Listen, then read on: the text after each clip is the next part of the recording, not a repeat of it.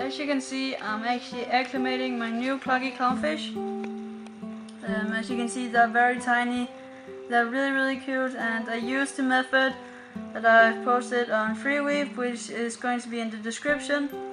And caution using this method, because it's not everybody who actually can do this without having problems in their tanks, and that depends on the local fish stall that you actually have.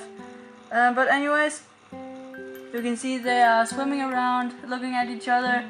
I got them in 2 separate bags, even though they came from the same tank, but it's to make sure that they don't shred each other apart, I guess you can say. And yeah, they're just doing great, so I'll show you a little video right here in a second while they're in the tank, so see you guys there. Alright guys, so we are back here, and as you can see, the clownfish are going crazy in my sea bay. And they already did this after 2 minutes of being in this tank, which shows how well this how this acclimation method works, because it basically makes it a lot less stressful on the fish. And they were also eating. I just fed them some cyclopes, and they have been going completely crazy. Apparently they really like cyclopes. And I think that these guys are awesome. I mean, I've always loved cloggy clownfish, and when I got Orthodox clownfish, I thought they were kind of cool, but there was something like, I better like cloggy clownfish, because I think they're much more beautiful, and I just think they're awesome. And they're not very picky with anemones, so they'll pretty much jump into any anemone that they get offered. They got no white spots, these guys. They don't have any wounds on their scales. They don't have any problems whatsoever, no nip fins. My dirty bag hasn't even chased them. He doesn't really feel like he's brave enough, I guess, because they're almost as big as him, and there are 2 of them, so he's kind of scared of them. They haven't been chasing anything. They have been nipping my shrimp's whiskers a little bit, but it has not been to the extent where they have been clipped off or something like that. But you can see they do fight. And that's basically, I guess that's a little fight between who's the female and male, because you know they'll change gender when they get into a new tank. They have to match out the you know, the sort of, you know, hierarchy in their group, and the biggest one is usually the female, while the smallest one is a male.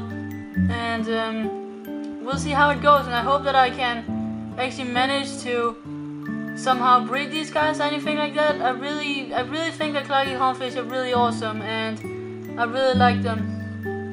And I also got a candy tree, but I'll show you more of this aquarium tomorrow. And you know, this video is going to be clipped into one, so you guys can see it. But I just wanted to show you guys that they are doing absolutely fantastic. And you can just see that they're going all crazy. They love that anemone. Like, when they first got in here, the first 20 to 30 seconds, they just sat right there at the middle of the aquarium, and they found the sea bay, and then they just like went over to it and bopped their head into it, and then they just started going crazy on it. So yeah, it's awesome. So see you guys when the next part is up. So yeah, for you guys it'll be in 1 second, but for me it's the whole night. So see you guys there. Alright guys, here we are the next morning, and you can see the cloggies are doing fantastic. They're having some hierarchy issues with the dirty bag,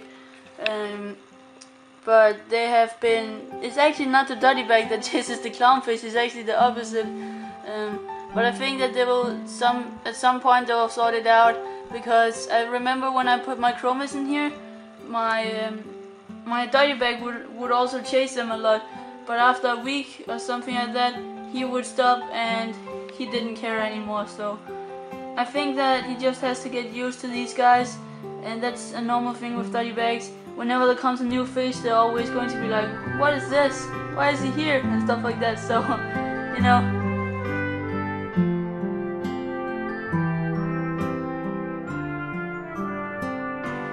What's up everybody, this is Fish Tank, and today I'm bringing you a little update on the Nano Reef tank. And got some few clowns, and I got a Kenya tree and things like that. And as you could see here in the start of the video, there would be some Clacky Clownfish videos and the Kenya tree video as well, where I told that when the Kenya tree would be opened, I'll make a new video. And the Kenya tree successfully opened today, which is after 3 days, and I'm really happy about that. You know, you can see right here, it's standing upright. It's doing very well. It has polyps everywhere. I have just fed it with some marine snow, and it closed all around it and things like that. So that's amazing to see. However, I gotta get some Aiptasia eggs going, because I can see some very small Aiptasia sitting around its foot, and it can actually irritate the coral and make it not open. So I'm going to fix that.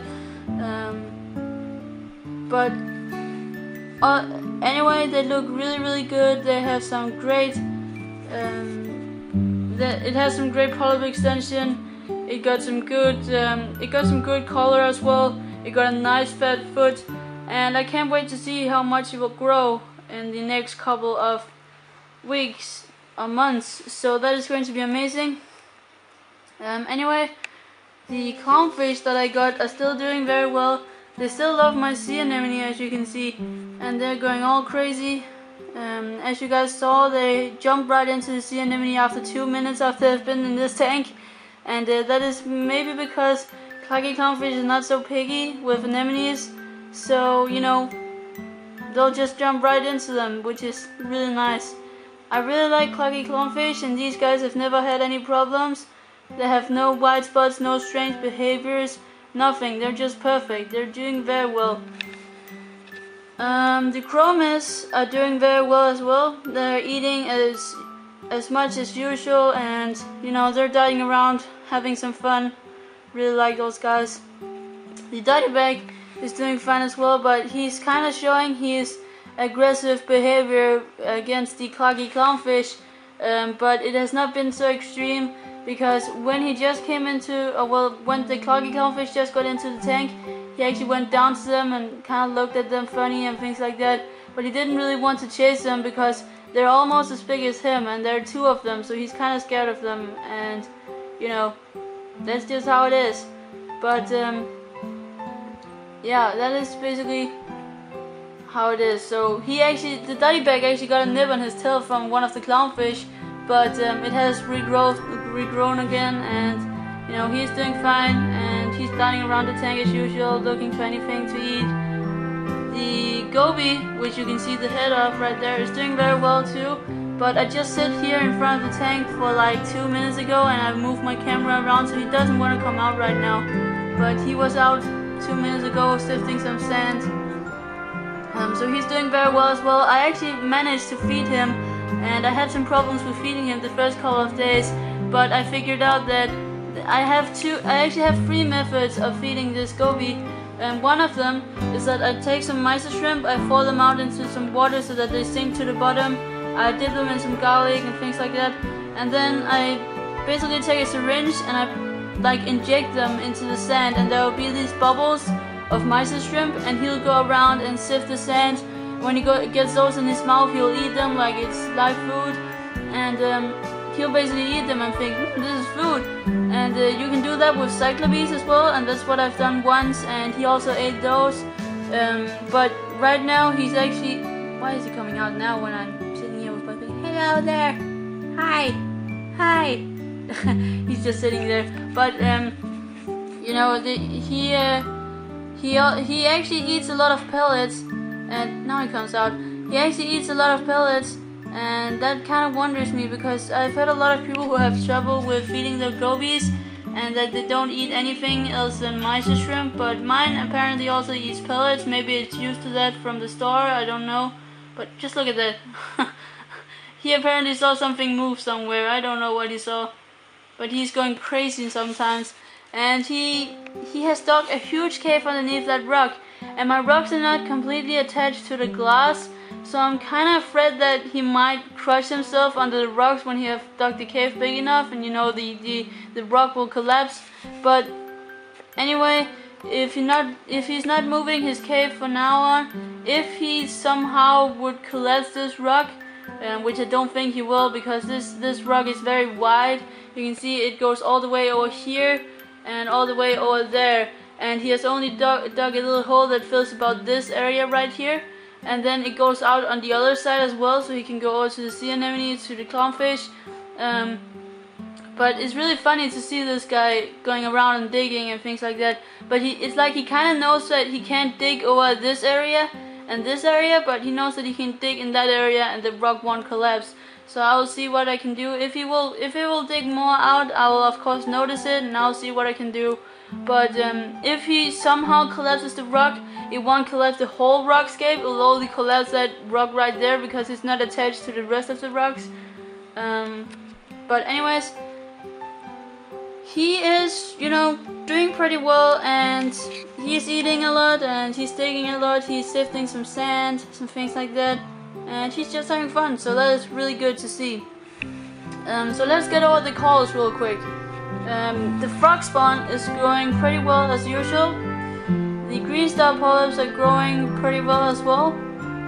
There are actually some hair algae on top of that rock because of the lighting. But I sometimes I just remove them. Like, I can basically just take them off with my fingers, but you know, it will grow out on them in some time. The Kenya tree is doing fine. The Stylophora, it's actually not doing very well, mainly because it doesn't really have some good polyp extension.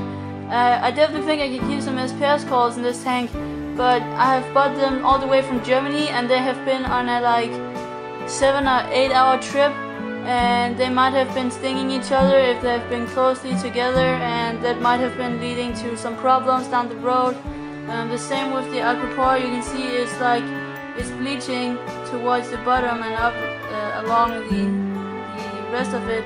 But I'm thinking of getting some, you know, when my mom and dad bought these corals, they told me that they didn't see that much polyp extension, even though I didn't really know it. I just saw some pictures where I really couldn't see it, but they said there was not so much polyp extension, so I might be getting some new ones here from Denmark that are a little bit more expensive, but they have great polyp extension and things like that, so I might be doing that. The finger layer is doing fine though, but as you can see, there's no polyps on it right now, and that is because I was scraping the glass earlier, and as soon as I touch this coral, he will just his polyps will just go away. So that's kind of funny to look at. Like, it looks really funny. I really like this coral. This is like one of my favorite corals in this tank. The mushrooms are actually growing pretty well. However, you can see there are red bubble algae everywhere, and I might be removing some of the mushrooms in this rock and place them everywhere around the tank, because there's a mushroom there, there's a mushroom back there. There are actually 3 big mushrooms under this rock right here. There are 2 mushrooms in the back over there, and then there's one over at this side somewhere, and there's my Phormia sea star, by the way. He's doing fine too, just so you guys know.